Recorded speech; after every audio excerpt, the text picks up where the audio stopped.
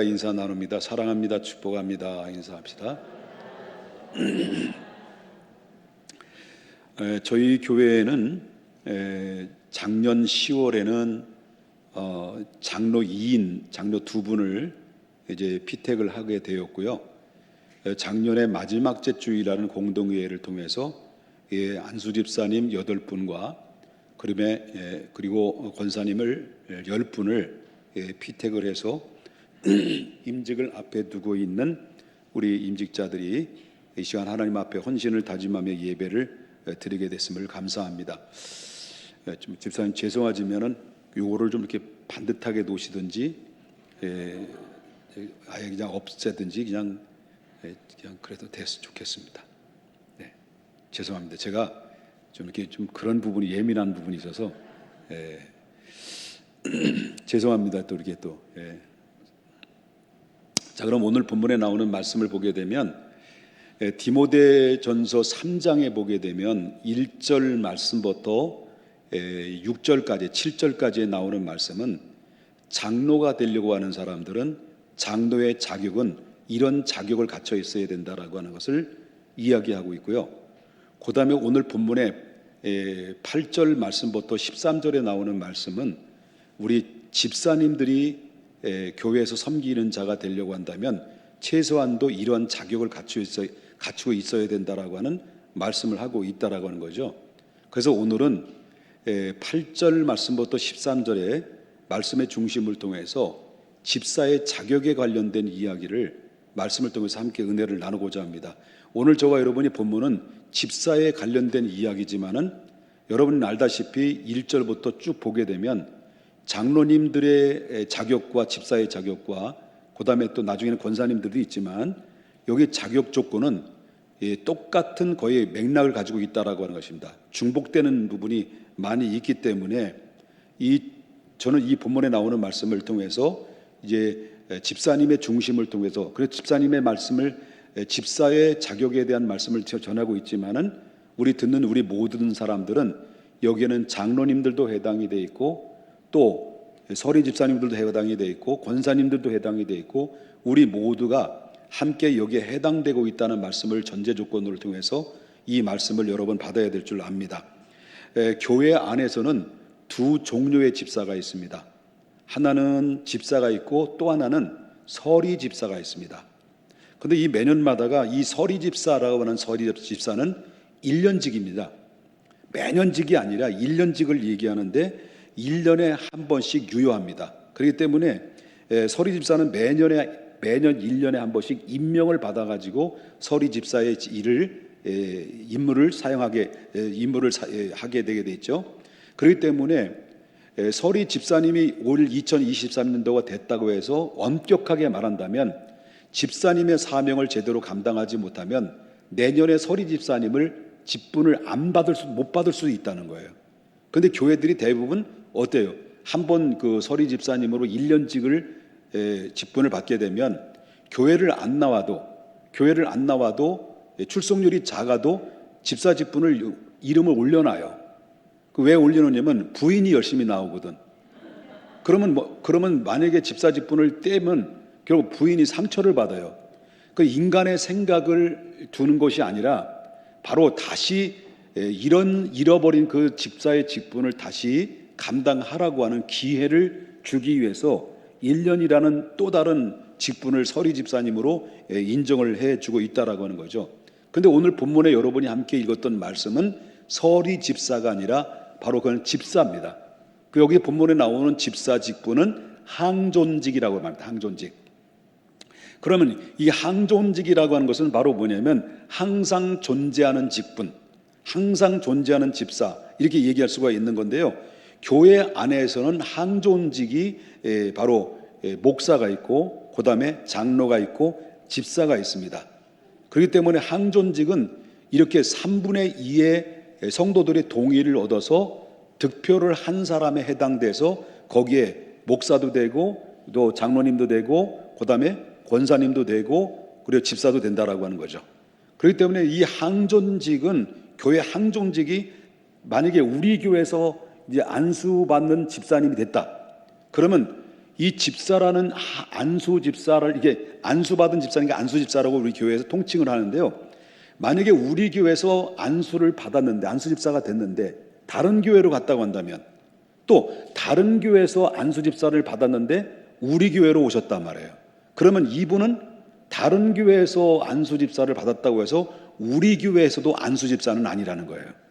이걸 꼭 명심해야 됩니다. 그러니까 다른 교회에서 안수 집사를 받았는데 우리 교회에서 안수 집사로 인정을 안 해주니까 왜 내가 안수 집사인데 나를 알길 드문드문 여겨? 하면서 안수 집사님을 대우를 받으려고 하는 생각을 많이 했단 말이에요. 그런데 그 교회에서 안수 받았으면 그 교회의 항존직으로 안수 집사지, 타 교회다, 우리 교회를 만약에 왔다고 한다면 그 교회의 집사는 아닙니다. 그냥 서리 집사로 인정이 되는 거예요. 이해되셨죠? 그렇기 때문에 항존직이라고 하는 것은 항상 존재하는 직분인데, 그래서 이 건물마다 기본적인 구조가 있잖아요.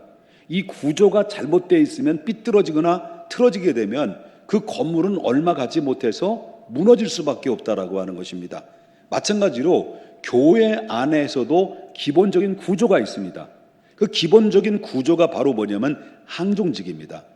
교회의 모든 기본적인 구조인 항존직이 바로 흔들리거나 건강하지 못하면 그 교회 전체적으로 볼 때는 교회는 건강한 교회로 이룰 수가 없다는 거죠. 그러니까 그 교회의 건강한 교회냐 건강하지 못한 교회냐라는 것을 무엇을 보면 아냐면 그 가장 교회 기본 구조의 항존직을 가지고 있는 하나님의 사람들이 어떤 믿음과 어떤 토양을 가지고 있느냐에 따라서 그 교회 전체의 모든 교회의 성숙도를 우리 가늠할 수가 있다라고 하는 것을 보게 된다라고 하는 거죠. 자, 그렇다면 집사는 교회에서 무엇을 하는 사람이냐라고 하는 겁니다. 여기에 집사도 포함되어 있고, 이제 주일 저녁에 오후 예배 때는 앞으로 다음 주부터 계속 진행 말씀인데, 다음 주는 뭐 장로님의 자격에 대해서 말씀드릴 것이고, 그 다음에는 권사님의 이런 얘기를 계속 나갈 것입니다만은, 오늘 집사님 중심으로 얘기합니다만은, 교회 집사에는 무엇을 하는 분들이냐라고 할 때, 최초의 집사의 이야기는 언제부터 시작이 되냐면 사도행전 6장에서부터 시작됐습니다. 그때 이 사도들이 하나님의 복음을 전하고, 그때 당시 헬라파의 과부들과 히브리파 과부들이 거기에 함께 모여서 이 초대교회를 이루게 됐는데, 이 사람들은 가난하고 헐벗은 사람이 많았어요. 그래서 이 헌금을 거둔 것을 이 사도들이 그 구제하고 그들을 돕는 일을 하다 보니까, 이 사도들이 본질적인 하나님의 말씀을 전해야 되고 그들의 기도해야 되고 그 영적으로 그들을 이끌어가야 되는데, 그냥 사도들이 구제도 하고 헌금 관리도 하다 보니까 본질을 잃어버리게 되고 본질을 훼손이 되어버린 겁니다. 그래서 결국 사도행전 6장에 보면은 여기에 이 집사들을, 사도들을 돕기 위해서 실질적인 봉사와 그 헌신을 위해서 이 6명, 7명을 이제 그 피택을 하게 됐죠. 그래서 이 피택을 해서 그들을, 사도들을 도와서 그 이들을 감당을 하게 하고, 사도들은 기도하는 일과 말씀을 전하는 일에 전무하도록 이렇게 이중 구조로 이렇게 만드셨다는 거죠. 오늘날 말한다면 모든 항존직의 직분을 가진 자들은 담임 목사를 도와서 실제적인 사도들에게 업무를 대신해서 그 일을 한 몫을 계속해서 감당했던 것처럼, 오늘도 항징도도 담임 목사를 도와서 하나님의 기뻐하시는 거룩한 교회를 이루어 나가는 일에 같이 함께 협력하기 위해서 하나님이 부름받아서, 하나님께로부터 부름받아서 직분을 부여받았다라고 하는 것을 보게 된다라고 하는 거죠. 그래서 그때 당시의 집사들은 중점적으로 교회 재정을 관리했고, 그 재정으로서 나온 것을 가지고 많은 어려운 교회들을 구제하고, 그 다음에 어려운 가난한 자들을 도와주는 그런 중심적인 역할을 감당했다. 한편으로는 재정관리, 또 한편으로는 구제사업. 이것이 바로 뭐냐면 항존직의 집사의 사명들이었다는 것을 우리가 보게 된다라는 거죠. 여러분, 우리가 이제 권사님 뽑습니다, 또 우리 교회 안수 집사님 뽑습니다. 그럴 때 참 겸손한 분들이 많이 있어요. 뭐 다음에 하죠, 뭐 다음에도 기회 있는데, 여러분, 이 항존직이라는 것을, 이 항존직은 몇 년 만에 뽑는 줄 아세요? 지금 우리 안수 집사님이나 장로님들을 뽑을 때 몇 년 만에 뽑은 줄 아세요? 7년 만에 뽑은 거예요. 지금 겸손한 마음으로 막 거절한 거 좋은데, 이제 55, 얘를 55이란 말이에요. 은퇴하기 직전에 뽑을런지 제가 은퇴하고 나서 뽑을런지 모르는 거예요. 그러면 이제 나이가 다 들어가지고 그때 뭘 일을 하고 싶어도 못하는 거예요. 젊었을 때, 한 살에도 젊었을 때 하나님 앞에 정말 직분을 받아서 그 직분을 잘 감당하는 것이, 그게 겸손이라는 것을 알아야 된다는 거죠. 다 나이 들어서 뭘 하고 싶어도 못하는 거예요. 그래서 중요한 것은 이 항전직이라는 것은 그 사명도 중요하지만 특권도 굉장히 크다. 특권은 누리라는 것이 아니라 하나님이 주시는 특권이라는 것을 보게 된다는 거죠.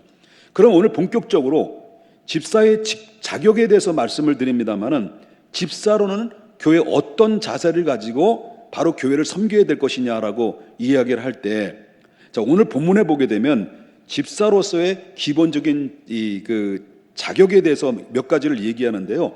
8절을 좀 보겠습니다. 8절.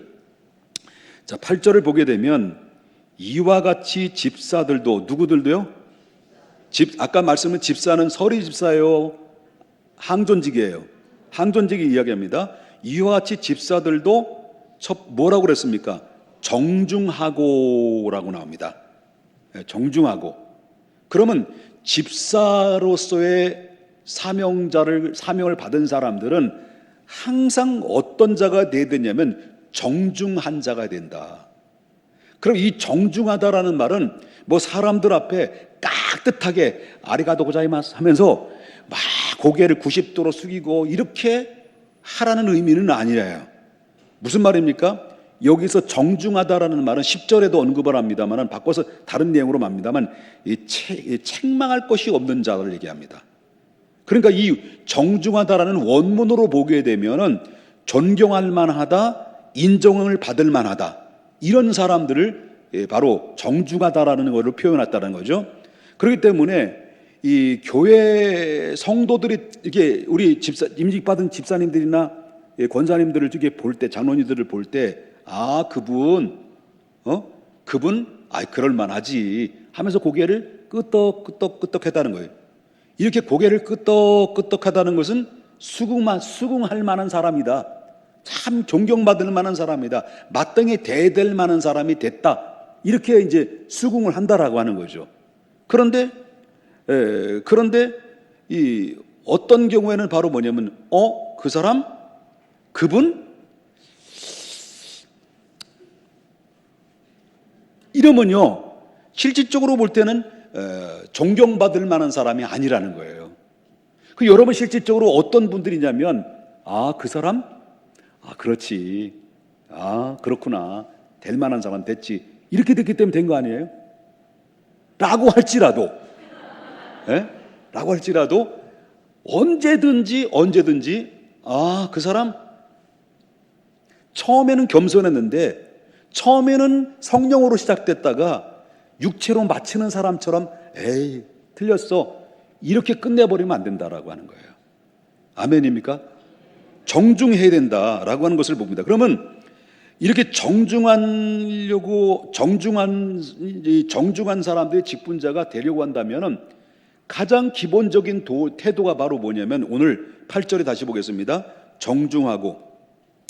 어떻게 되냐, 어떤 기본적인 태도가 뭐냐면, 첫 번째는 정중하고 다음 구절이 뭐라고 나와요? 일구이원하지 않는 자들.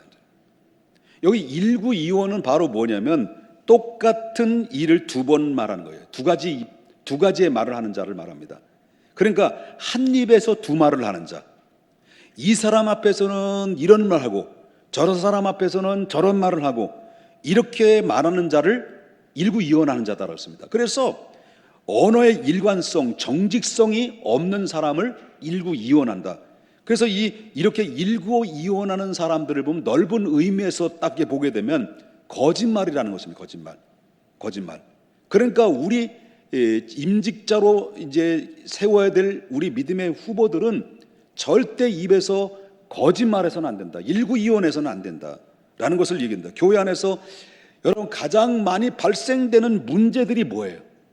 가장 교회에서 발생되는 문제들이 바로 뭐냐면 말이에요. 말.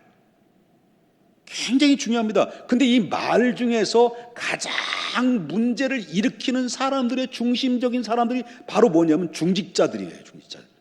왜 중직자들에서 말해서 토해내는 그 한마디 한마디가, 왜냐하면 중직을 맡은 사람들의 입에서 나오는 말의 권세를 가지고 있으니까 이 파급적인 영향력이 있다라고 하는 거죠. 그렇기 때문에 이 말이라고 하는 것에 이 문제가 상당히 교회 안에서는 있는 것인데, 그 문제는 말이 가장 문제가 많이 있다. 여러분, 교회에서 말에 있어서는 큰 세력이 어떤 세력을 가지고 있습니까? 교회에서 큰 세력을 한마디로 말한다고 한다면 하나님의 말씀의 세력입니다. 하나님의 말씀밖에 없습니다. 하나님의 권위가 인정돼야 되는 것은 하나님의 말씀의 권위, 하나님의 말씀의 말입니다. 교회에서 하나님의 말씀이 흥왕해야 되는 것이 정상해야 되고, 그 말씀의 풍성한 가운데 그 믿음으로 이 하나님의 말씀을 퍼뜨릴 생각을 하지 않고 자꾸 뭘 퍼뜨리는 거예요? 거짓과 주축과 소문과, 마치 이것이 진실인 것처럼 교회에서 퍼뜨리면서 이 사람한테 이런 말을 하고 저 사람한테 저런 말을 해서 이렇게 일구이원하는 일들이 얼마든지 찾아볼 수가 있다는 거예요. 그렇기 때문에 중직자들은 뭐가 무거워야 돼요? 입이 무거워야 된다. 아멘입니까? 그래서 교회는 항상 문제가 되는 것은 입에서 나오는 말이라고 하는 거죠. 그 일구이원하는 것은 실질적으로 볼 때는 사람은 모를 수 있어요. 다른 사람도 모를 수 있어요. 근데 누가 하셔요? 하나님이 하신다는 거예요. 그래서 내가 입에서 나오는 토해내는 말 한마디가 축복을 열기도 하고 축복을 닫기도 한다는 거예요. 하나님의 응답을 닫기도 하고 하나님의 응답을 열기도 하는 거예요. 이 말이라는 것이. 여러분, 작은 그 키 하나가 여러분 엄청난 수천 톤, 수백 톤의 배를 움직이는 거예요. 그리고 이 말이 작지만은 바로 이 모든 공동체를 살릴 수도 있고 공동체를 죽일 수도 있는 겁니다.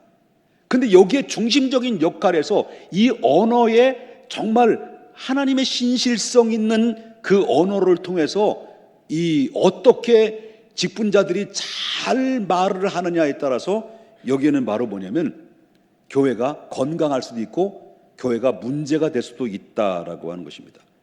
그래서 중직자들은 입이 무거워야 된다라는 거예요. 교회에 항상 문제가 되는 것은 입에서 나오는 말 때문에 그렇다. 그래서 중직자들은 어떻게 하든 말할 수 있는 기회가 많이 생겨져요. 왜? 내가 가르쳐야 되고 앞에 나가서 일을 해야 되고 그들을 이끌어 리더십을 가지고 있어야 되는데, 그래서 말을 많이 하다 보면 어쩌면 실수도 많이 할 수가 있다는 거예요.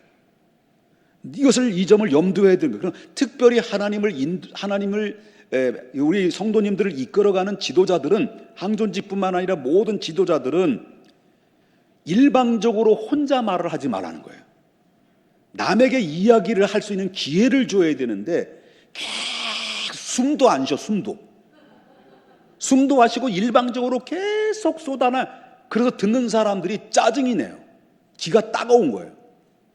그러면 말씀을 인도하고 그들을, 성도들을 이끌어가야 될 항존직의 지도자들이 사람들이 할 기회를 전혀 주지도 않고 일방적으로 혼자 숨도 안 쉬고 쏟아내면은 그때부터 뭡니까? 절레절레. 그 사람만 가면 없어져, 사람들이. 왜? 또 들어야 되니까. 이렇게 스트레스를 받을 수 있게 하는 그런 엄청난 말을 쏟아내는 그런 말도 하다 보면 엄청난 실수를 그 안에서 저지를 수가 있다는 것을 보게 된다는 거죠. 그래서 이 점을 염두에 둬요. 그러면 집사뿐만 아니라 중직자들은 일구이원, 거짓말의 진원지가 돼서는 안 된다라고 하는 것입니다. 아멘이죠? 그렇습니다. 자, 두 번째는 이것도 중요합니다. 정중해야 되는데, 정중하다는 것은 바로 일구이원하지 않는다는 거고요. 또 한 가지는 술에 임박이지 말아야 돼요. 술에 임박히지 말아야 된다는 얘기인데, 여기 보십시다. 8절 다시 보겠습니다. 이와 같이 집사들도 정중하고 일구이원하지 아니하고 뭐를 임박이지 말라는 거예요? 술에 임박히지 아니하고. 여러분, 그때 당시 술은 포도주였습니다. 그 당시에는 포도주는 뭐냐면 그 팔레스타인 지역이라는 것은 이 그 물이 없는 곳이기 때문에 포도주를 만들어서 음료수를 대신해서 그때 당시는 마셨어요. 그런데 이 포도주는 그때 당시 담그다 보니까 알코올 성분이 거기 안에 들어있죠. 그런데 이 알코올 성분이 들어있는 그 포도주에 절제성이 없다고 한다면 그때부터는 뭐가 되는 겁니까? 정신을 잃게 만드는 술이 돼버리고 맙니다. 음료수가 술이 될 수밖에 없다는 거죠. 그래서 술에 임박이지 말라고 말씀하시는데, 이 임박힌다는 말은 붓는다는 얘기예요. 붓는다. 임박힌다는 말. 술을 쫙 들어 마시면 쫙쫙 달라붙잖아. 예? 달라붙어 안 붙어봐요? 다 마셔봤잖아. 그러니까 이 달라붙는다라는 게 있어요. 임박인다는 것이. 이 말의 뜻은 마음을 돌린다, 달라붙는다, 그런 얘기예요. 그렇기 때문에 직분자들은 술에 임박혀서는 안 된다. 끊으세요. 끊어야 돼요. 그럴 때 이렇게 직분자들이 매일매일 술에 붙들린 바가 되면 그 술로 인해서 성도들의 인격과 또 기독교의 아름다운 신앙이 욕되게 되고 하나님 영광 가리게 돼서 비방거리가 된다고 한다면 차라리 그 집사의 직분을 안 받고 술이나 마셔야 돼요. 그거예요. 그렇기 때문에 술의 기쁨보다도 우린 뭐의 기쁨을 얻냐? 성령의 기쁨을 얻는 하나님의 항존직의 직분자가 되어야 된다라고 하는 것입니다. 내가 듣기로는 요즘 교회 다니는 직분자들이 꽤나 술을 많이 마신다라는 이야기를 많이 들어요. 웬만한 집사님들이 술 마신다며. 여러분들은 술 안 마시죠? 고개를 들라. 여러분, 교회 다니는 사람들이 또 교회 하다못해 교회 구역 예배 드리고 나서 치맥을 한다네. 제가 이제 가끔마다 얘기하면 치맥. 불길 같은 성신여 간구한 주여 예수님의 이름으로 기도해서 한잔하자. 이런 요소들을 얘기할 수 있습니다. 그렇기 때문에 새신자들이 정말 은혜 받으려고 하나님 첫사랑을 느끼면서 막 은혜 사모하는데 다 은혜 받고 난 다음에 상치고 치킨 시켜놓고 맥주 마시면서 할 때 그 초신자들이 받을 데미지, 상처, 여러분 이게 무시 못하는 겁니다. 그래서 성경의 말을 한 영혼을 실족시키면 차라리 알아요. 연자맷돌에 목에 매달고 바닷물에 빠지는 게 더 낫다라고 할 만큼 그만큼 우리의 먼저 선두주자로서 항존직을 받은 사람들이 모범이 굉장히 중요하다라고 하는 것입니다. 그렇기 때문에 술독만 중독이 아니에요. 오늘날 술만이 중독이 아니라 어떤 때는 게임도 중독이 될 수도 있고 도박도 중독이 될 수 있고 음란물도 중독이 될 수 있습니다. 스포츠도 중독될 수 있습니다. 우리 가만히 보면 여기 우리 교회 스포츠 축구 선교회가 여기 우리 교회에 있는데요. 제가 요즘 느끼는 게 있습니다. 요즘 옛날에는 오후 예배를 다 드리고 축구 선교회가 뭐예요? 바로 이 예수를 안 믿는 이 친구들과 같이 공을 차서 이들을 주께로 인도해서 예수 그리스도를 접촉시켜서 저들을 구원하는 것이 축구 선교의 목적인데 그 예배에 열심히 참석을 하더니 어느 순간부터 오후에 없어. 축구팀들이 뭐하고 다니는지 모르겠어요. 이게 변질된 거예요. 그러면 그 축구가 너무 좋은 거 예수님보다도. 그러면 이거는 축구를 끊어야 돼. 이걸 우리가 깊이 생각해야 됩니다. 처음에는 순수한데 나중에 변질되기 쉬운 것이 우리 신앙의 본질적인 문제예요. 그래서 우리는 순수함을 잘 지켜야 된다는 것을 잊지 말아야 돼. 중독이 무서운 겁니다. 그 다음에 세 번째, 더러운 일을 탐하지 말자. 3장 8절을 보겠습니다. 일구연하지 아니하며 술에 임박이지 아니하고 마지막이 뭐예요? 더러운 일을 탐하지 아니하고. 이거 뭘 말해요?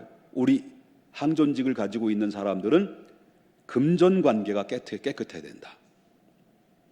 교회 중직자들은 돈을 빌려주고 돈을 꾸는 일을 하지 말아야 돼요. 만약에 돈을 빌려주려면 받을 생각을 하지 마라. 이게 성경의 말씀이에요. 그렇기 때문에 돈을 빌려줘서 못 받아도 시험 들고 띄어먹어서 시험 들고 이런 이 사례들이 교회 안에서 돈 거래하는 일들이 얼마나 많은지 몰라요. 특별히 이 중직을 맡은 사람들은 돈 거래를 절대 하지 마라. 교회에서 중직자들은 돈을 통해서 시험 들지 말아야 돼요. 그리고 중직자들은 돈을 통해서 그것을 통해서 봉사를 하고 그 하나님께 영광을 돌리고 깨끗한 돈으로서 하나님 앞에 기쁨으로 영광 돌려야 된다. 그래서 우리 중직자 되신 분들이 좀 우리 교회는 좀 그 부분이 너무 약해요. 교회에서 어떤 선교팀을 하든지 어떤 커다란 주일학교 다음 세대들을 이루어 나가는 데 있어서 우리가 협력해줘야 될 그런 협력에 너무 인색한 거예요. 저는 여태까지 목회하면서 부족하지만 넉넉하지는 않지만은 모든 기관에서 어떤 다음 세대 여름 선교학교든지 아니면 선교팀을 가든지 빈손으로 내보내지 않았어요. 언제든지 봉투에다가 담아서 이들에게 협력하고 그들을 후원을 여태까지 해왔어요. 그런데 우리의 중직자들은 여기에 너무 인색합니다. 인색하다고 해서 주식이 올라가는 것도 아니고, 인색하다고 해서 여러분 땅 2편 더 생기는 것도 아니고, 집이 한 채 더 생기는 게 아니잖아. 그렇잖아요? 근데 그게 아까워서 벌벌벌 떠는 거예요. 이러면 물론 돈을 많이 벌고 부유한 사람이 되지만은 점점 이 마음엔 부자가 안 되는 거예요. 가난한 자가 되는 거예요. 아낌없이 그 일에, 예를 들어서 중요한 분들이 왔을 때는 기탄 없이, 저는 여태까지 참 감사한 거는 중요한 손님들이 오면 어떤 집사님이든 어떤 권사님들 간에 식사 대접하고 이렇게 헌신하시는 분들이 있어서 얼마나 감사한지 몰라요. 우리가 중직을 맡은 분들은 요것조차도 하나님이 내게 주신 그 경제적인 문제도 깨끗한 그 돈으로 하나님께 영광을 돌리고 가장 중요한 부분에서는 그 일을 기꺼이 감당할 수 있는 헌신이 따르는 것이, 그래서 그래라고 하나님 중직자를 세운 것이지. 인색하면 안 돼요. 그런데 주식 올라가는 거 아닙니다. 더 떨어져. 내가 내 돈 하나님의 분별하는 것을, 내 돈과 하나님의 돈과 분별하는 지혜가 있어야 되고요. 가룟 유다처럼 돈을 취하여 구세주의 선생을도 모르버리는 이런 얼굴도 한 구세주라는 이 구원자인 예수 그리스도를 몰라보는 이런 우를 범하게 되고요. 발람처럼 돈 때문에 성직의 거룩함의 아름다움을 잊어버리는 자가 될 수도 있다는 것을 보게 된다는 거죠. 목사들도 마찬가지죠. 목사들도 돈에 전직해야죠. 그래서 저는 아예 교회 재정이 어떻게 돌아가는지 몰라. 교회 재정에 대해서. 왜? 주는 대로 받으라고 그래가지고. 부지런히 일을 해서 땀 흘려서 돈을 버는 것 가지고 정말 그것이 많거나 적거나 할 것 없이 귀하게 여기고 믿음의 원리에 따라서 아름답게 하나님 앞에 헌신하고 봉사해야 되는데, 바로 여기에 부끄럽지 말아야 된다. 인색하지 말아야 된다. 그래서 하나님이 먼저 이렇게 세워주셔서 우리를 직분을 맡아준 것은 이렇게 섬기는 것이다. 하나님의 섬기는 건 이것이다라는 것을 우리에게 모델로 보여주라고. 그리고 그래서 다음의 사람들이 계속 그걸 배워서 축복의 결과물을 우리가 보여줘야 되는데, 우린 이것은 물질은 많은데, 땅은 많은데, 그리고 재산은 많은데, 마음은 하나님 앞에 드리는 것을, 또 헌신하는 것을 요거밖에 안 되면 그건 큰 그릇이 될 수가 없다라고 하는 것을 보게 된다라고 하는 거죠. 인색하지 말아야 돼요. 옆에 분 인사해 보세요. 이 사실에 대해서 어떻게 생각하세요? 한번 인사해 보세요.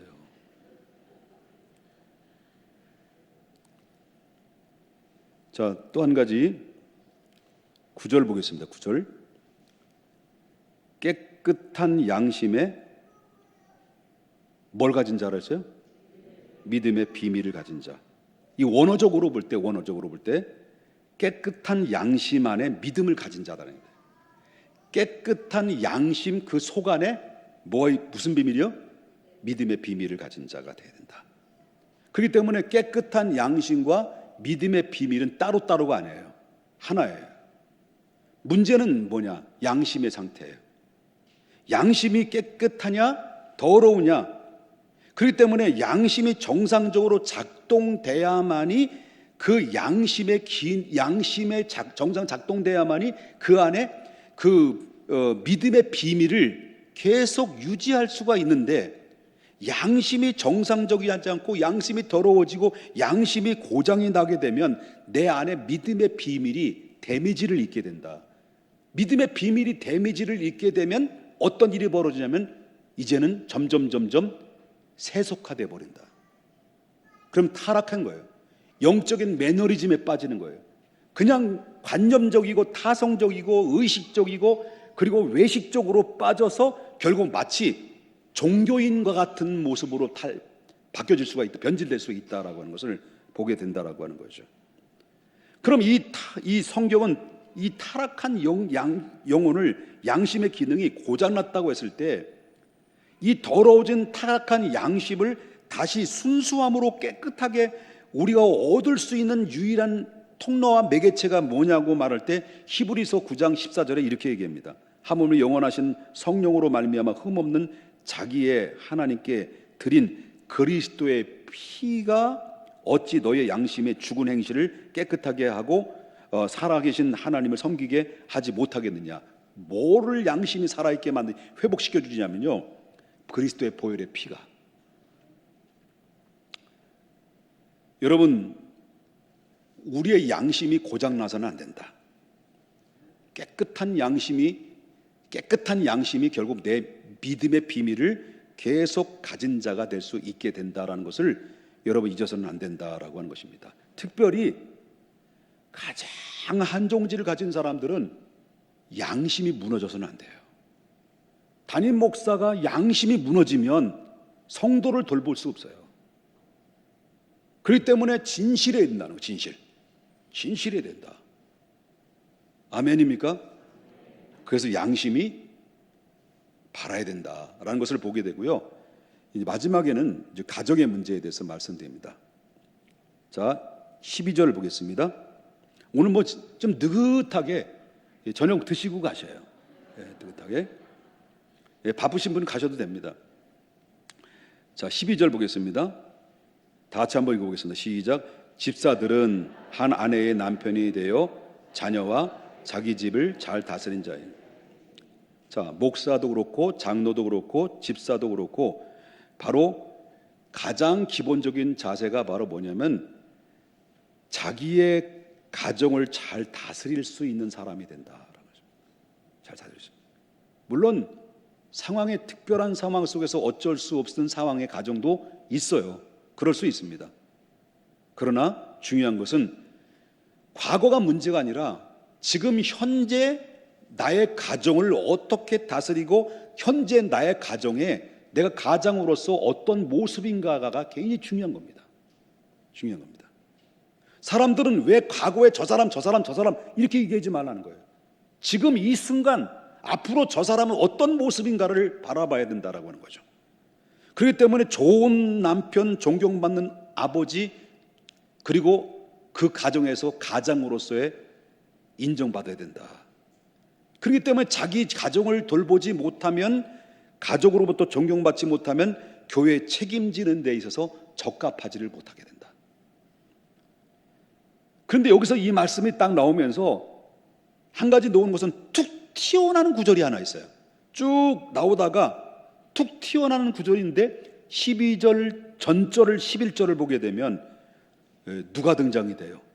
막 집사 얘기하다가 누가 등장이 돼요? 여자들도라는 거예요. 여자들도. 그죠? 여자들도 그렇습니다. 그리고 여기서 말하는 여자들이 누굴까? 바울 사도가 여기서 툭 튀어나오면서 이 말씀을 등장시켰는데 여자들이라고 말했어요. 그러면 여기 두 가지 해석이 될 수 있어요.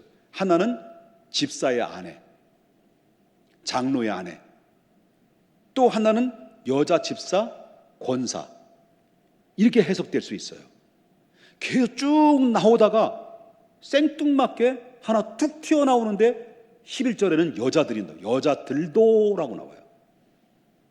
여러분, 집사의 아내와 장로님의 아내가 될 사람들은요, 잘 들어야 됩니다.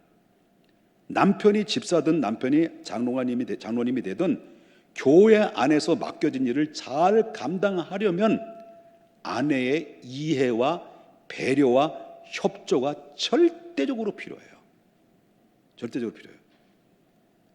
물론 내 남편이 자랑스럽지 못해. 여러분, 집에 아내 같이 있으면 여러분 볼 거 못 볼 거 다 알잖아요. 보고. 그런데 교회 안에까지 이 부분을 들고 나와서 그 남편을 완전히 위에부터 아래까지 옷을 홀딱 벗겨놓고 겨드랑이에는 점이 몇 개 있고 이것까지 전부 다 험짓을 내가지고 사람들 앞에 공개 망신, 속된 말로 개망신을 주는 경우들도 있을 수 있다. 그러면 그 소리를 들었던 사람들이 뭐예요? 그렇게 흠집을 내고 홀딱 벗겨난 그 자기 남편을 존경하고 따르겠냐는 거예요. 이게 어리석은 거지. 그러니까 그 장로의 아내나 집사의 아내도 그만큼 지혜가, 배려와 그리고 또한 넓은 마음이 그만큼 중요하다는 것을 보게 된다라고 하는 거죠. 왜냐하면 그 이유는 아내의 미숙의 처신 때문에 남편의 집사나 장로님들이 교회 안에서 잘 섬겨도 그 효과가 어떻게 됩니까? 잘못된 아내의 지혜롭지 못한 처사로 인해서 반감이 돼버리는 사례들이 많이 발생이 된다라고 합니다. 이해되셨습니까? 그만큼 한 가정의 직분자가 안에 있어도 그 아내의 역할도 굉장히 중요하다. 왜 허물 없는 남편이 어디 있겠습니까? 저희 집사람이 저의 허물을 너무나 잘 알죠. 근데 여러분, 저희 집사람이 저에 대해서 허물 얘기하는 거 보셨어요? 아유, 우리 목사님 지금 해달라고 제가 지금 하고 있는 거예요. 아유, 우리 목사님 그러지. 교회 와서 저는 한 번도 뭐 얘기했는지 모르지만, 내 뒤에서 무슨 얘기했는지 모르지만 한 번도 들어본 적이 없어요. 우리 목사님 세워주지. 허물이 없는 거 아니야. 그렇지만 남편을 세워주고 남편을 하나님의 항존직으로서 인정하고 지혜롭게 잘 서포터를 해주는 가운데 있을 때 남편은 비록 부족하지만 그 사명을 잘 감당할 수 있는 능력이 되게 되고, 그리고 본인은 존경받는 하나님의 사람이 된다. 아멘 좀 하시오. 그래서 11절에 뭐예요? 여자들이요. 집사의 아내로 보지만 또 하나의, 여기 보면 그 교회 안에 또 누구도 보는 거예요. 여자 집사, 권사님도 볼 수 있다는 거죠. 그리고 이 11절에는 말씀을 비추어 볼 때는 이 부분은 권사의 자격도 함께 적용되는 말씀이다라고 그렇게 생각하시면 됩니다. 그럼 여기서 잘한 사람은 어떻게 된다는 거예요? 여기서 잘한 사람도 어떻게 약속이 주어지냐 그럴 때, 여기서 잘한 사람들의 결과는 13절에 온 거 봐요. 13절 보겠습니다. 집사의 직분을 잘한 자들은 뭘 얻는다는 거죠? 아름다운 지위를 얻는다. 권사님들 그렇습니다.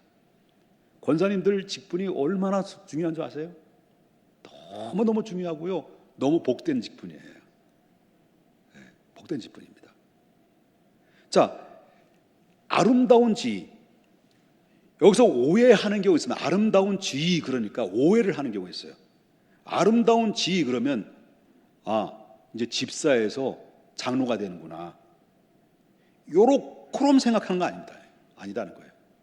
여기서 아름다운 지위는 교회 공동체 안에 바로 어떤 목사나 어떤 장로나 권사로서 존경받는다는 의미를 가지고 있습니다. 그걸 잘 감당하면 우리 교회 권사님, 우리 교회 집사님, 우리 교회 목사님, 우리 교회 장로님으로 이렇게 하나님 앞에 그 지위에 걸맞게 하나님이 그를 세워주고 사람들로부터 존경받는 정말 하나님의 사람이 되면 하나님이 다 보시잖아요. 그럼 하나님이 그를 사용하시고 더 보기에 복을 주시는 것이다. 그렇기 때문에 직분에 기대되는 직분자에게 맡겨진 성경적인 역할을 잘 감당할 때 성도들로부터 우리 목사님, 우리 장로님, 우리 권사님, 우리 집사님 이렇게 해서 인정받게 되는, 담임 목사가 교인들한테 인정받을 수 있는 것이 뭘까요? 하나님 앞에 인정받는 것이 뭘까요? 다른 게 없잖아요. 진실하면 되잖아요. 하나님 앞에 진실하고 성도들한테 진실하고 하나님의 생명의 말씀을 받은 것을, 그 말씀을 그대로 전해주면 성도들한테 인정받는 거라고 생각하는 거죠. 여러분, 제가 진실하지 못하면 그 진실하지 못한 것이 언제 발각이 될까요? 언제쯤 발각될까요? 아마 한 달 안에 다 발각될 거예요. 그렇잖아요. 진실해야 됩니다. 그래서 아까도 말씀을 드렸습니다만, 아름다운 지위는 사람들로부터 인정받기도 하지만 하나님께로부터 인정받아서 존경받는 사. 그래서 우리 장로님들이나 우리 안수 집사님 되실 분들이나 권사님들은 정말 존경받는 하나님의 인직자들, 항존직이 되어야 돼요. 그래서 앞으로 이런 존경받는 전통이 계속해서 대물림이 돼야 된다라고 하는 것입니다. 아멘. 자, 여기 보면 직분을 잘 이제 감당하시는 분들을 보게 되면 기도하는 것보다 달라요. 이 대표적인 기도를 할 때, 교회 앞에서 공적인 기도를 할 때 그 사람의 공적인 기도를 들어보면 그 사람의 진실성, 그 사람의 기도에 대한 확신, 이거 모든 기도의 내용마다 확실히 드러나게 되는데 거기에 공감대가 팍 와버려요. 그래서 여러분, 특별히 항존직의 앞에 와서 대표성 있는 기도를 할 때 기도도 잘해야 돼요. 대표적인 기도를.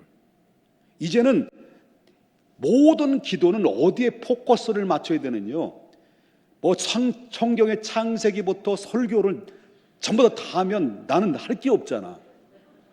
다른 거 없습니다. 하나님 앞에 드려지는 예배가 하나님이 기뻐 받으시는 예배가 되어달라고 기도하는 거예요. 대표성이기 때문에 하나님 앞에 죄를 용납하고 하나님 우리의 예배가 거룩한 산 예배가 되게 해달라고 기도해야 되는데, 다른 거 하지 않아도 됩니다. 나라와 민족 이런 거 다 안 해도 됩니다. 딱 몇 분이면 됩니까? 3분이면 딱 돼요. 바로 뭐냐면 그 예배의 모든 주체가 대표 기도가 아니기 때문에 오직 가장 엑기스로 진실 어린 그 진실을 담아, 믿음을 담아 하나님 앞에 온리, 바로 예배 중심을 위한 기도, 대표 기도가 되겠어요. 우리 청중들이 드려지는 예배가 마음을 다하고 뜻을 다하고 목숨을 다해서 하나님 앞에 예배 드려서 그 예배를 하나님 기뻐 받으시고 그 기뻐 받으신 예배를 통해서 하나님 우리 우리에게 축복해 달라고 하는 기도가 되어야 되는 거예요. 그래서 우리가 앞으로 대표 기도하실 분들은 앞에 나와서 여기저기 할 필요 없어요. 오직 예배 중심을 한 기도가 필요하다라고 하는 것을 보게 된다라고 하는 거죠. 할 얘기가 너무 많은데 막 자르려니까 막 그래요. 여러분, 직분이 그 사람을 만든다고 그러잖아요. 직분을 안 가졌을 때는 그냥 편하게 이렇게 했단 말이에요. 제가 목사잖아. 목사니까 목사답게 제가 행동을 해야 되잖아요. 그러다 보니까 경건하려고 하고, 그러니까 하나님은 정직하려고 하고 했던 것처럼, 여러분, 항종직을 당해서 하는 직분을 받은 사람들은 직분에 책임 있는 삶을 살아야 된다. 그러기 위해서는 가장 기본적인 것을 드리는데 그게 바로 예배고 기도예요. 그리고 가장 중요한 자리, 헌신의 자리에 기탄 없이 거기에 하나님 앞에 쓰임받는 요소마다 실질적으로 쓰임받는 하나님의 일꾼이 되어야 된다라고 하는 것입니다. 또 한 가지는 우리 항존직들은 행동을 잘해야 돼요. 말도 상당히 신사적으로 해야 돼요. 그렇기 때문에 가장 교회가 문제가 되는 것은요, 실질적으로 올 때 저는 물론 교회 나가서 여러분 인사할 때 여성 되시는 집사님들하고 거의 악수를 안 해요. 남자들한테만 악수해요. 왜 그러냐면 물론 여성에 대한 혐오를 때문에 그런 거 아니에요. 난 여자들이 너무 좋아. 그런데 만에 하나 천에 하나 어떤 그런 오해 소지가 있을 수 있는 상황이고, 예를 들어서 악수하다가 어깨 탁 만질 수 있어요. 그리고 요즘 무서운 시대야. 악수하다가 어깨 탁 만지면 성추행이에요. 이거 굉장히 조심해야 됩니다. 아이들한테도 보면 엉덩이 만지고 머리 쓰다듬어 주는 거 굉장히 중요해요. 여기 30대들 기분 좋아 안 좋아? 그러면 내 자녀들 얘기하면은 안 좋대잖아. 저게 무서운 시대예요. 금방 고발 들어가는 거예요. 그렇기 때문에 모든 중직을 맡으면 맡을수록 존경받는 사람이 되려면 말이나 행동이나 모든 것들이 조심스럽게 정중해야 된다. 이게 바로 서두에 들려주셨던 말씀의 본질이에요. 자칫 잘못하면, 그래서 어떤 교회 목사님은, 우리 남수원도의 목사님은 어린이 그 아이에게, 남자아이에게 소변을 볼 때 화장실에 바지를 내려준 거야. 그 성추행에 걸려가지고, 조폭이 걸려가지고 목회 그만뒀어요. 그러니까 문제거리가 될 수 있는 일들을 아예 배제하고, 여러분 행동거지 잘해서 모든 품행과 모든 말이나 행동들이나 이것들이 그만큼 직분 항종직을 받으면 거기에 항종직에 맞는 거룩성과 경건함과 책임 있는 삶으로 모델이 돼줘야 된다. 그리고 우리 이걸 지켜야 된다라고 하는 겁니다. 그리고 교회 항종직의 사람들은 모였을 때 절대로 음담패설을 하지 말아야 돼요. 성적인 얘기 누가 들어요? 하나님도 듣지만 초신자들이 배를 찌고 배꼽을 잡는데 더러운 것 같으니라고. 속으로는 네가 장로님이야? 네가 권사님이야? 네가 목사야? 속으로 다 욕해요. 절대로 말과 행동과 하나님의 직분에 책임 있는 모습들이 이제부터는 여러분의 진가를 보여줄 때가 됐다. 미안해요. 맨날 막 삿대질만 이렇게 자꾸 해가지고요. 아니지, 딱 있잖아. 뭘 얻는다고요? 아름다운 지. 그 다음에 믿음의 큰 담력을 얻게 돼요. 여러분 하나씩 삼기다 보면 믿음이 생겨져요.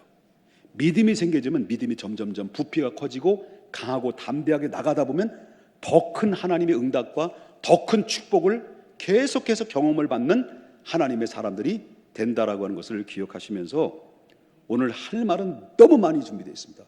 그래서 다른 교회에서는 아주 리얼하게 막 그렇지만 머리를 자기 스스로 못 깎는 것처럼 제가 그러나 담대하게 여러분들에게 말씀을 드렸습니다. 다 전할 수 없지만 생각나는 거, 말씀을 드린 생각나는 거 꼭 지키십시다.